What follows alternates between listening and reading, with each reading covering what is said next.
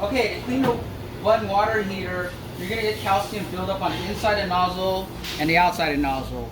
And you should be doing this once a month. You just get a container of hot water and vinegar. So probably half vinegar and half water, and you just soak it in here like that. Now you're gonna have to find something to hold this up all night, because when you come back in the morning it'll be nice and clean. So just let it soak like this, and in the morning all the calcium should be gone. Okay, on the tea brewer, there's one thing you can do to keep it maintained and cut the cost down of fixing this. If you see a water flow error, 50% of the time it's because your nozzles are all plugged up. Okay, what happens is the tea goes through and it builds up and it just gets all brown at the bottom. This one's already been cleaned, but you can see how the brown spots get plugged up, and I can see some holes. So you take it off, you just unscrew it, and this is called the washer nozzle, and this goes down like that, and this goes on top. So make sure this part is facing down. Now there's O-rings here and there's O-rings here. If they're missing, it could cause some issues. So make sure you don't lose any of these parts. These two parts alone is custom made, so you can't just get these anywhere. They're about $100 just for these two pieces. So do not lose them. Alright, so you unscrew it and you put it in a cup of vinegar and water, half vinegar, half water, and just let it soak overnight. By the time you come back in the morning, these things should be nice and clean.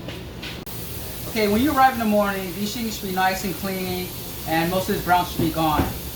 If it's not, then I would just take a knife and just scrape it like this. Just get it off. Just be careful you don't cut yourself. Okay, you can scrape the rest of it off. Sometimes I take the point part and poke it right into the hole. It's fine. You're trying to open up all the holes as possible. So then, what I also try to do is take a scouring pad and get some of this brown buildup off, especially right here. I clean all that. Now, to test it, to see if your nozzles are flowing nice and strong, you got good water pressure, put that back on. Put this on just for protection. Close this. Now, just because you close this, do not close the front latch. And just lift it up a little bit, and you can be able to see. So I go to fast cool and just watch.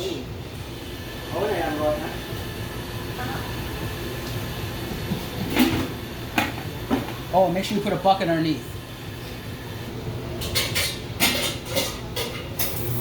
So see how strong the water flows out? That's what you want. You want a nice strong pressure. If it's like tinkling out, then you've got some issues, and that's where you need to contact us, especially after you just clean the nozzle.